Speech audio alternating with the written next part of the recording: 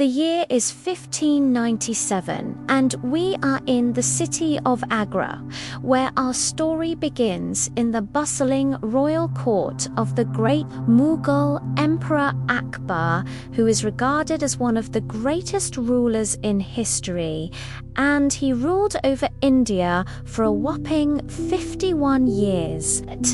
The longest-serving emperor not just of his time, but also of all time till date. Akbar's empire stretched far and wide, encompassing lands from Kabul to the Deccan. But it was his son, the young Prince Khurram, who caught our attention. He was known for his bravery, skill in warfare, and above all else, his unwavering commitment to justice. Now, it so happened that Akbar decided to throw a massive royal ball, inviting all the elite families from far and wide. Among the attendees were the noble family of the Nizam of Carnatic, who arrived with their daughter, the beautiful Arjumand Banu Begum, fondly called Ami by everyone. Prince Khurram was only 14 years old at this point, while Ami was 2 years his senior. Yet when their eyes met across the crowded ballroom, there was an instant spark of connection between them. Khurram couldn't help but notice her graceful movements and elegant composure as she entered the hall. She was like a vision, captivating his young heart. In fact, both of them had been seeing each other around the palace grounds, but they had no idea that the other existed until now. As soon as the music started, Khurram went to his mother, Salima Begum, and requested her to allow him to dance with the lovely newcomer. "Mother, I want to dance with the Nizam's daughter. Please ask the emperor to grant me permission." Salima looked at her son and smiled. She knew very well what this infatuation meant. Still, she wanted to make sure Khurram understood the gravity of asking such a favor. "My son, you must understand that seeking a wife is no child's play. It's a serious matter. You can't just ask for a princess because you find her pretty. There has to be more. But, Ma, I want to speak to her. Just a word with her would be enough for me," pleaded Khurram. "All right then, I'll speak to the emperor, but you need to show some maturity here. If this is just a childish fancy, then I don't want to crush your dreams, but I want to nurture your mind." Salima approached the emperor and explained the situation to him. Though initially hesitant, Akbar finally relented, seeing how determined his son was. After the music changed and the crowd dispersed, leaving only the two young souls in the vast hall, Khurram stepped forward, offering Ami his hand and introducing himself. "I am Prince Khurram, son of the emperor, and I hope you'll permit me to call you Ami." Ami, taken aback by his sudden appearance and the offer of his hand, managed to stammer out a reply. Yes, of course. "Thank you, Prince Khurram." A blush crept onto her cheeks, betraying her nervousness. They spent a few moments in comfortable silence, simply enjoying each other's company and stealing shy glances. Then, as if realizing how awkward the situation might seem, Ami gracefully excused herself, leaving Khurram with a mix of emotions. The next day, Salim decided to take Khurram under her wing, treating Ami like the daughter she never had. She started teaching her the nuances of courtly life, emphasizing the importance of bearing, dignity, and grace. Meanwhile, Khurram couldn't stop thinking about Ami. Everywhere he went, he saw reminders of her, which made his longing for her even more intense. In the evenings, when the entire court had retired for the day, he would sneak out of his chambers and stroll through the palace gardens, hoping to catch another glimpse of her. As weeks turned into months, the once innocent attraction between Khurram and Ami deepened into profound love. But they knew their love was forbidden. They couldn't bear the thought of being apart, yet they couldn't defy the rigid rules of their society.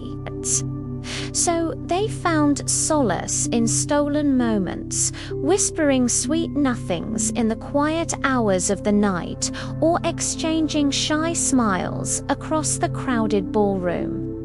Meanwhile, rumors began to spread through the palace corridors.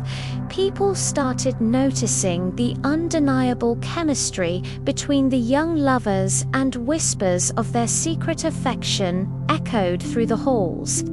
Some admired their courage to defy societal norms, while others criticized them for sullying the honor of the royal court. Nevertheless, their love only grew stronger, defying all odds and expectations. And while their families remained blissfully unaware of the depth of their love, the bond between Khurram and Ami became unbreakable. One day, Akbar decided to send Khurram on a mission to the Deccan, where he would have to negotiate a treaty with a neighboring kingdom. Though he was reluctant to part with Ami, he knew the importance of the task bestowed upon him by his father. Before leaving, he sought out Ami and confessed his love for her, promising to return as soon as possible. Meanwhile, back in Agra, Ami couldn't help but miss the playful banter and stolen moments she shared with Khurram. The palace seemed empty without his presence, and the days dragged on endlessly. Her confidant Salima knew very well that the young lovers needed to be kept apart. If their families found out about their relationship, it would bring disgrace upon them. So she devised a plan to distract Ami. She suggested that Ami take up painting as a hobby, and she herself would teach her the art form. This gave Ami something constructive to focus on and took her mind off Khurram, at least for a while.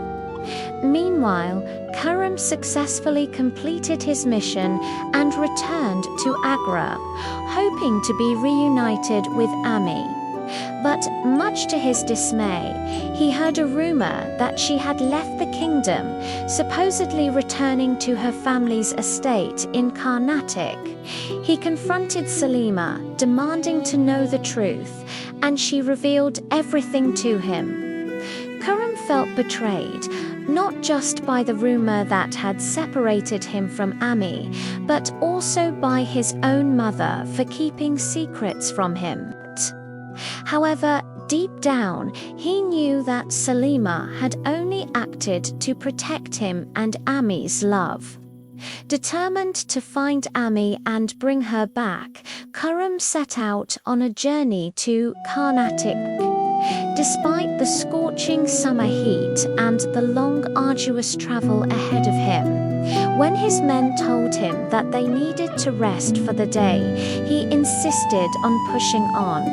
He urged them to keep moving, saying that they could rest once they reached their destination. But little did he know that fate had other plans for him. Just as the sun began its descent, casting long shadows across the land, Khurram suddenly collapsed from exhaustion. His men rushed to his side, alarmed by his unconscious form. They carried him off his horse and laid him down under a nearby tree. To their horror, they realized that he wasn't just exhausted. He had a high fever and his condition was rapidly deteriorating. One of his attendants quickly ran to the back of the carriage, desperately searching for the medicine chest. Inside, they found a small bottle containing a potent concoction known as the elixir of life, which was rumored to have healing properties. They brought the bottle back to Karaman and carefully administered the elixir, hoping against hope that it would help. But as the night wore on, his condition worsened instead of improving, and they watched helplessly as he slipped in and out of consciousness. Just when they had lost all hope, one of the men remembered a nearby village and the old woman who was known for her herbal remedies. They carried Karaman to the woman's hut, and she immediately set to work, brewing a soothing tonic with trembling hands. She fed it to Karaman, praying for his recovery.